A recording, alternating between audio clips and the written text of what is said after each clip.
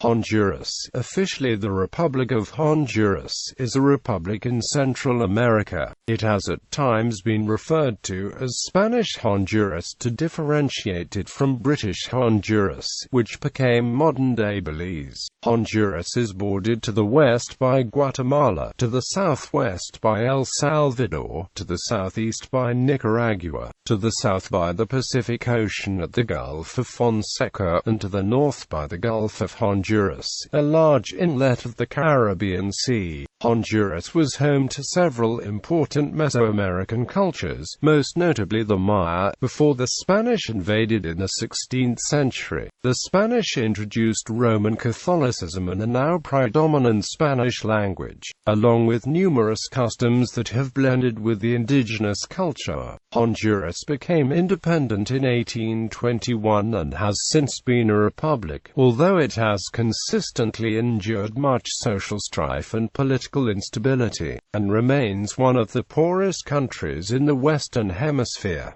Honduras has the world's highest murder rate. Honduras spans about 112,492 square kilometers and has a population exceeding 8 million. Its northern portions are part of the Western Caribbean zone, as reflected in the area's demographics and culture. Honduras is known for its rich natural resources, including minerals, coffee, tropical fruit, and sugarcane, as well as for its growing textiles industry, which serves the international market. Etymology: Honduras literally means depths in Spanish. The name could either refer to the Bay of Trujillo as an anchorage, Fondura in the Leonese dialect of Spanish, or to Columbus's alleged quote that "Gracias a Dios que hemos salido de esas Honduras." It was not until the end of the 16th century that Honduras was used for the whole province.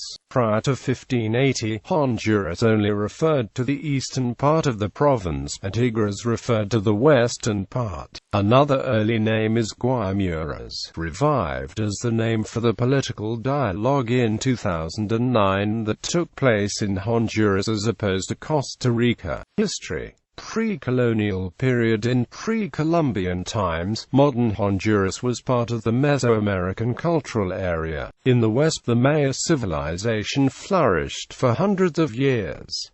The dominant state within Honduras's borders was in Copan. Copan fell with the other lowland centers during the conflagrations of the Terminal Classic in the 9th century. The Maya of this civilization survive in western Honduras as the Chortí, isolated from their Chachán linguistic peers to the west. Remains of other pre-Columbian cultures are found throughout the country. Archaeologists have studied sites such as Naco and the Sierra in the Naco Valley, Los Naranjos on Lake Yojoa, Jarumela in the Comayagua Valley, La Ceiba and Salatron Viejo, Celan Farm and Cuamel in the Aguan Valley, Cerro Palenque, Travesía, Curist, Ticamaya, Despeloncal in the Lower Ulua River Valley, and many others. Spanish conquest. On his fourth and the final voyage to the New World in 1502, Christopher Columbus landed near the modern town of Trujillo, in the vicinity of the Guaymareto Lagoon, and became the first European to visit the Bay Islands on the coast of Honduras.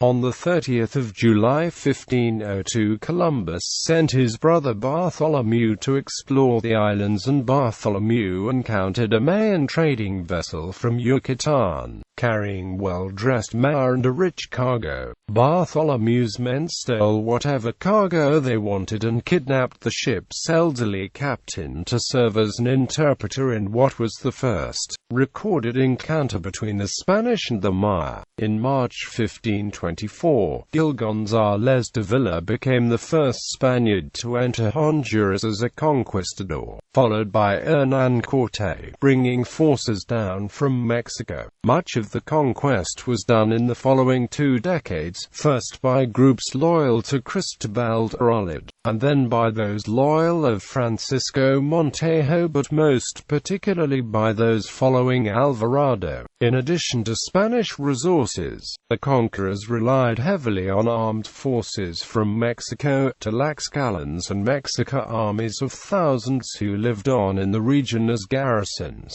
Resistance to conquest was led in particular by Lempira, and many regions in the north never fell to the Spanish, notably the Mosquito Kingdom. After the Spanish conquest, Honduras became part of Spain's vast empire in the New World within the Kingdom of Guatemala. Trujillo and Gracias were the first city capitals. The Spanish ruled the region for approximately 3 centuries. Spanish Honduras. Honduras was organized as a province of the Kingdom of Guatemala, and the capital was fixed, first at Trujillo on the Atlantic coast, and later at Comayagua, and finally at Tegucigalpa in the central part of the country. Silver mining was a key factor in the Spanish conquest and settlement of Honduras. Initially the mines were worked by local people through the encomienda system, but as disease and resistance made this option less available, slaves from other parts of Central America were brought in. When local slave trading stopped at the end of the 16th century, African slaves, mostly from Angola, were imported. After about 1650, very few slaves or other outside workers arrived in Honduras. Although the Spanish conquered the southern or Pacific portion of Honduras fairly quickly, they were less successful on the northern, or Atlantic side. They managed to found a few towns along the coast, at Puerto Cabellos and Trujillo in particular, but failed to conquer the eastern portion of the region and many pockets of independent indigenous people as well. The Mosquito Kingdom in the northeast was particularly effective at resisting conquest. The Mosquito Kingdom found support from northern European privateers, pirates, and especially the British colony of Jamaica, which placed much of its territory under its protection after 1740. Independence. Honduras became independent from Spain in 1821 and was for a time part of the First Mexican Empire until 1823, when it became part of the United Provinces of Central America. It has been an independent republic since 1838 and held regular elections. In the 1840s and 1850s, Honduras participated in several failed attempts to restore Central American unity, such as the Confederation of Central America, the Covenant of Guatemala, the Diet of Sonzonate, the Diet of Nacarome, and national representation in Central America. Although Honduras eventually adopted the name Republic of Honduras, the unionist ideal never waned, and Honduras was one of the Central American countries that pushed the hardest for a policy of regional unity. Neoliberal policies favoring international trade and investment began in the 1870s, and soon foreign interests became involved, first in shipping, especially tropical fruit and most notably bananas, from the north coast, and then in building railroads. In 1888, a projected railroad line from the Caribbean coast to the capital, Tegucigalpa, ran out of money when it reached San Pedro Sula. As a result, San Pedro grew into the nation's primary industrial center and second largest city. Comayagua was the capital of Honduras until 1880, when the capital moved to Tegucigalpa. Since independence, nearly 300 small internal rebellions and civil wars have occurred in the country, including some changes of regime. 20th century. In the late 19th century, Honduras granted land and substantial exemptions to U.S.-based fruit and infrastructure companies in return for developing the country's northern regions. Thousands of workers came to the north coast, as a result, to work in banana plantations and other businesses that grew up around the export industry. Banana exporting companies dominated until 1930. 1930 QML Fruit Company, as well as the United Fruit Company and Standard Fruit Company, built an enclave economy in northern Honduras, controlling infrastructure and creating self-sufficient, tax-exempt sectors that contributed relatively little to economic growth. American troops landed in Honduras in 1903, 1907, 1911, 1912, 1919, 1924, and 1925. In 1904 the writer O. Henry coined the term "Banana Republic" to describe Honduras. In addition to drawing Central American workers north, the fruit companies also encouraged immigration of workers from the English-speaking Caribbean, notably Jamaica and Belize, which introduced an African-descended, English-speaking and largely Protestant population into the country. Although many of these workers left after immigration law changes in 1939. Honduras joined the Allied nations after Pearl Harbor, on 8 December 1941, and signed the Declaration by United Nations on 1 January 1942 along with 25 other governments. Constitutional crises in the 1940s led to reforms in the 1950s. One reform gave workers permission to organize, and a 1954 general strike paralyzed the northern part of the country for more than 2 months, but led to reforms. In 1963 a military coup unseated democratically elected President Ramon Villa Morales. In 1969 Honduras and El Salvador fought what became known as the Football War. Border tensions led to acrimony between the two countries after Oswaldo López Arellano, a president of Honduras, blamed the deteriorating Honduran economy on immigrants from El Salvador. The relationship reached a low when El Salvador met Honduras for a 3-round football elimination match preliminary to the World Cup. Tensions escalated and on 14 July 1969, the Salvadoran army launched an attack on the Honduran army. The Organization of American States negotiated a ceasefire which took effect on 20 July and brought about a withdrawal of Salvadoran troops in early August. Contributing factors to the conflict were a boundary dispute and the presence of thousands of Salvadorans living in Honduras illegally. After the week-long war, as many as 130,000 Salvadoran immigrants were expelled. Hurricane Fifi caused severe damage when it skimmed the northern coast of Honduras on 18 and 19 September 1974. Melgar Castro and Paz Garcia largely built the current physical infrastructure and telecommunications system of Honduras.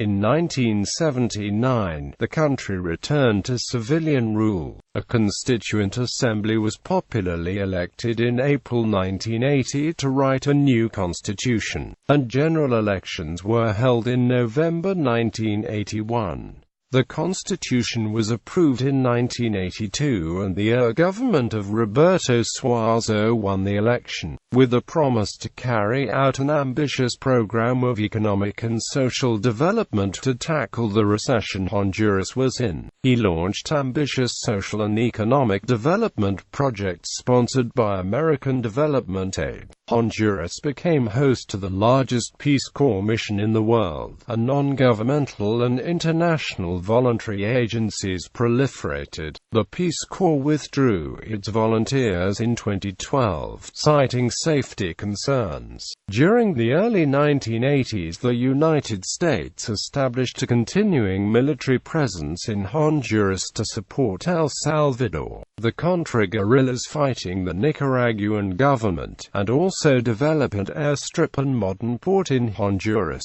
though spared the bloody civil wars racking its neighbors.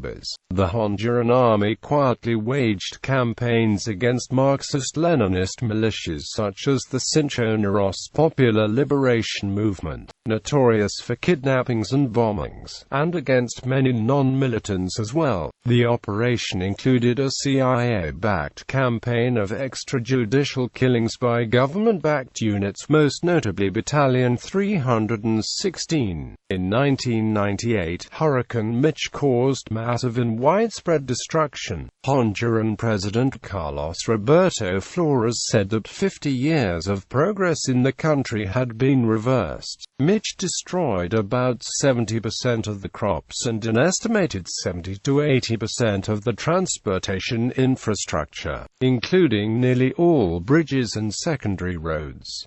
Across Honduras, 33,000 houses were destroyed, and an additional 50,000 damaged, some 5,000 people killed, and 12,000 more injured. Total losses were estimated at $3 billion USD. 21st century. The 2008 Honduran floods were severe and damaged and destroyed around half of the roads as a result. In 2009, a constitutional crisis resulted when power transferred in a coup from the president to the head of Congress. The Organization of American States suspended Honduras because it did not feel its government was legitimate. Countries around the world, the OAS, and the United Nations formally and unanimously condemned the action as a coup d'état and refused to recognize the de facto government, even though the lawyers consulted by the Library of Congress submitted to the United States Congress an opinion that declared the coup was legal. The Honduran Supreme Court also ruled that the proceedings had been legal. The government that followed the de facto government established a Truth and Reconciliation Commission, Commission de la Verdad y Reconciliation, which after more than a year of research and debate concluded that the ousting had been a coup d'état and illegal in the Commission's opinion. Geography. The north coast of Honduras borders the Caribbean Sea and the Pacific Ocean lies south through the Gulf of Fonseca. Honduras consists mainly of mountains, with narrow plains along the coasts. A large undeveloped lowland jungle, La Mosquitia, lies in the northeast, and the heavily populated lowland Sula Valley in the northwest. In La Mosquitia lies the UNESCO World Heritage Site Rio Platano Biosphere Reserve, with the Coco River which divides Honduras from Nicaragua. The Islas de la Bahia and the Swan Islands are off the north coast. Misteriosa Bank and Rosario Bank, 130 to 150 kilometers north of the Swan Islands, fall within the exclusive economic zone of Honduras. Natural resources include timber, gold, silver, copper, lead, zinc, iron ore, antimony, coal, fish, shrimp, and hydropower. Climate. The climate varies from tropical in the lowlands to temperate in the mountains. The central and southern regions are relatively hotter and less humid than the northern coast. Ecology. The region is considered a biodiversity hotspot because of the many plant and animal species found there. Like other countries in the region, it contains vast biological resources. Honduras hosts more than 6,000 species of vascular plants, of which 630 are orchids, around 250 reptiles and amphibians, more than 700 bird species, and 110 mammal species, of which half are bats. In the northeastern region of La Mosquitia lies the Rio Platano Biosphere Reserve, a lowland rainforest which is home to a great diversity of life. The reserve was added to the UNESCO World Heritage Sites list in 1982. Honduras has rainforests, cloud forests, mangroves, savannas and mountain ranges with pine and oak trees, and the Mesoamerican barrier reef system. In the Bay Islands there are bottlenose dolphins, manta rays, parrotfish, schools of blue tang and whale shark. Environmental issues. Deforestation resulting from logging is rampant in Olancho Department. The clearing of land for agriculture is prevalent in the largely undeveloped Tlamasquita region, causing land degradation and soil erosion. Lake Yojoa, which is Honduras' largest source of fresh water, is polluted by heavy metals produced from mining activities. Some rivers and streams are also polluted by mining. Government and politics. Honduras is governed within a framework of a presidential representative democratic republic. The President of Honduras is both head of state and head of government. Executive power is exercised by the Honduran government. Legislative power is vested in the National Congress of Honduras. The judiciary is independent of the executive and the legislature. The National Congress of Honduras has 128 members, elected for a 4-year term by proportional representation. Congressional seats are assigned the party's candidates on a departmental basis in proportion to the number of votes each party receives. Political culture. In 1963, a military coup removed the democratically elected President Ramon Villa Morales. A string of authoritarian military governments held power uninterrupted until 1981, when Roberto Suazo Cordova was elected president. Today, the party system is dominated by the Conservative National Party of Honduras and the Liberal Party of Honduras. Since 1981, Honduras has had 6 Liberal Party presidents: Roberto Suazo Cordova, José Azcona del Hoyo, Carlos Roberto Reina, Carlos Roberto Flores, Manuel Zelaya and Roberto Micheletti, and 4 National Party presidents: Rafael Leonardo Callejas Romero, Ricardo Maduro, Porfirio Lobo Sosa and Juan Orlando Hernández. Another coup in 2009 removed Zelaya from office and put Micheletti in his place. Current Honduran President Juan Orlando Hernández took office on the 27th of January 2014. Panama Papers. 2 Honduran names that surfaced in the Panama Papers disclosures belong to highly successful businessmen from some of Honduras' most prominent families.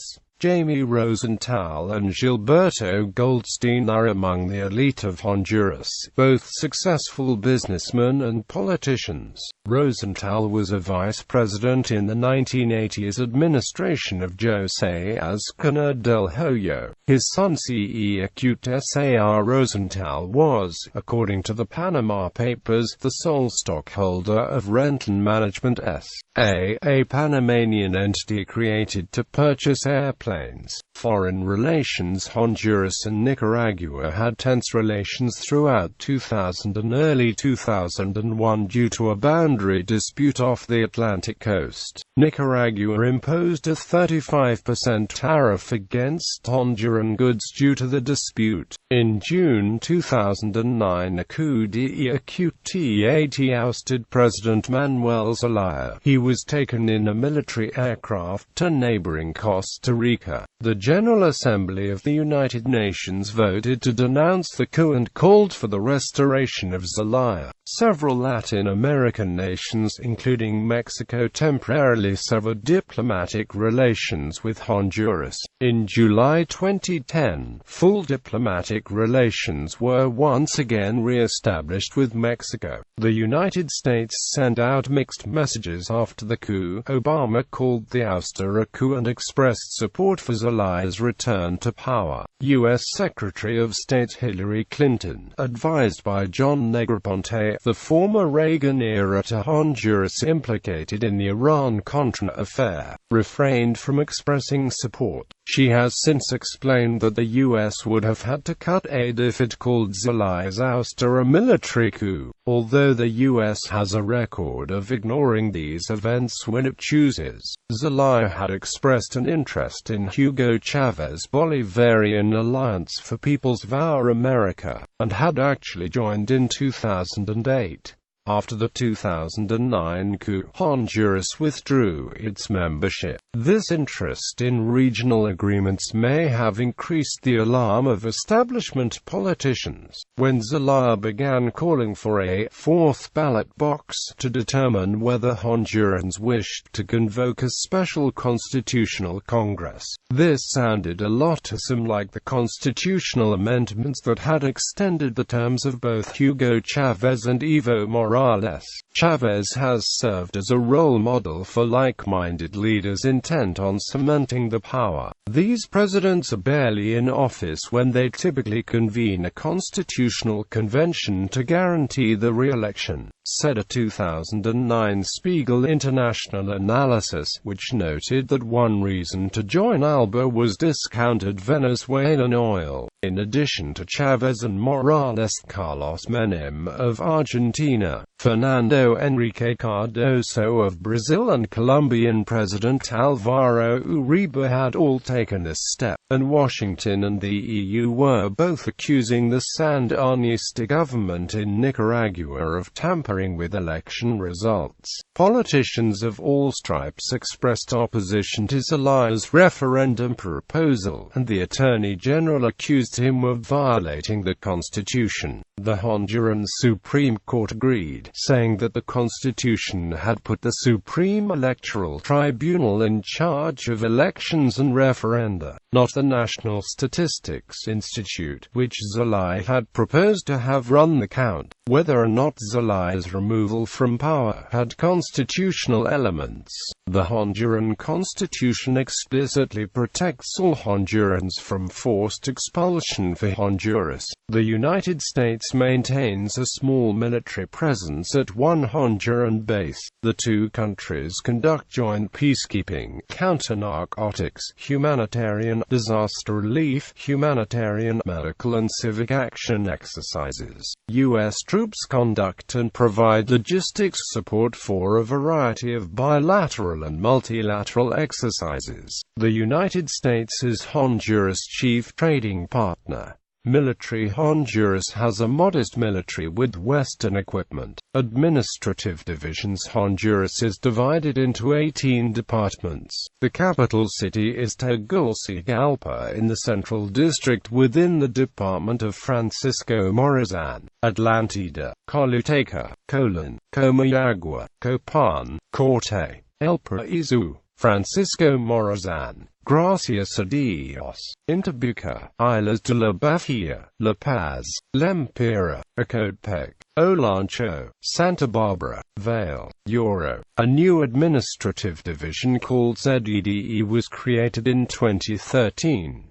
ZEDEs have a high level of autonomy with its own political system at a judicial, economic and administrative level, and are based on free market capitalism.